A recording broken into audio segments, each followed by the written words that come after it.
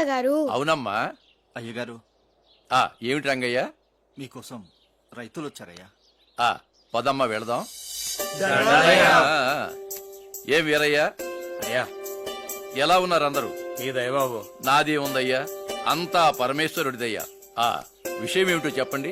పోయిన ఏడాది వర్షాలు లేక కరువులు వస్తే ఈ ఏడేమో పంట చేతికి వచ్చేటప్పటికి వరదలు వచ్చాయ్యా. ప్రకృతి వైపరీత్యాలకు మనం ఏం చేస్తాం బుచ్చయ్య? మీకు కావలసిన ధాన్యాన్ని మన గాదెల నుంచి తీసుకెళ్ళండి. ధర్మం అందరికీ ఒక్కటే. నేనేం మీకు ఊరకనే ఇవ్వటం లేదు. వచ్చే సంవత్సరం వడ్డీతో సహా తీసుకుంటాను, సరేనా? రంగయ్య, వాళ్ళకి కావలసిన ధాన్యాన్ని ఇవ్వు. తాతగారు, ఏమ్మా?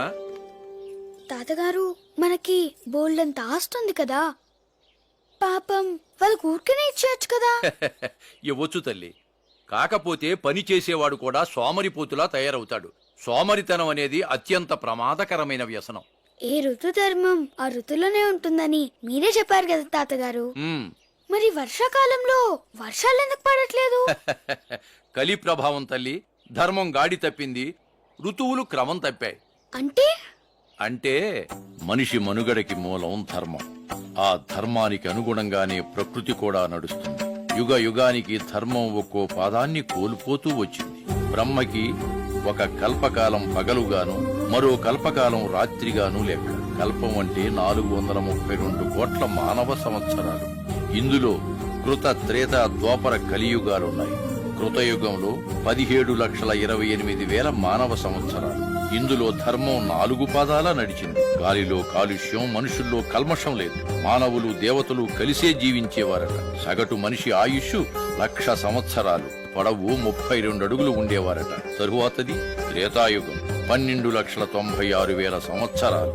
ఇందులో ధర్మం 3 పాదాలే నడిచింది. రావణాసురుడి రూపంలో చెడు పురుడు పోసుకుంది. దాంతో ధర్మానికి విఘాతం ఏర్పడింది. మనిషి ఆయుష్ 10,000 సంవత్సరాలకి, పొడవు 21 అడుగులకి తగ్గిపోయింది. తదుపరిది ద్వాపరయుగం, 8,64,000 సంవత్సరాలు. ఇందులో ధర్మం 2 పాదాలే నడిచింది. ఇందులో రాజ్యకాంక్ష, ఈర్ష్య, ద్వేషాలతో దాయాదులు, పోరు, యుద్ధాలు. ఈ యుగంలో మనిషి ఆయుష్ 1000 సంవత్సరాలకి, పొడవు 11 అడుగులకి పడిపోయింది. ఇక కలియుగం 4,32,000 సంవత్సరాలు. ఇందులో ధర్మానికి మిగిలింది 1 పాదమే. మనిషి అత్యంత నీచ స్థితికి దిగజారి తృప్తి అనేది లేకుండా బ్రతుకుతున్నాడు. తన స్వయం కృతాపరాధంతో 100 సంవత్సరాలు ఆయుష్ను 60 సంవత్సరాలకు దిగదార్చుకున్నాడు. పొడవు 6 అడుగుల కంటే కిందికి పడిపోయింది. అలా మనిషి యుగ యుగానికి తన ఆలోచనల్ని దిగజార్చుకుని ఈ నేలని పాపాల పుట్టగా మార్చి మొత్తానికి ఈ భూమి అంతరించిపోవడానికి తానే కారకుడవుతున్నాడు. అది అమ్మా జరిగింది.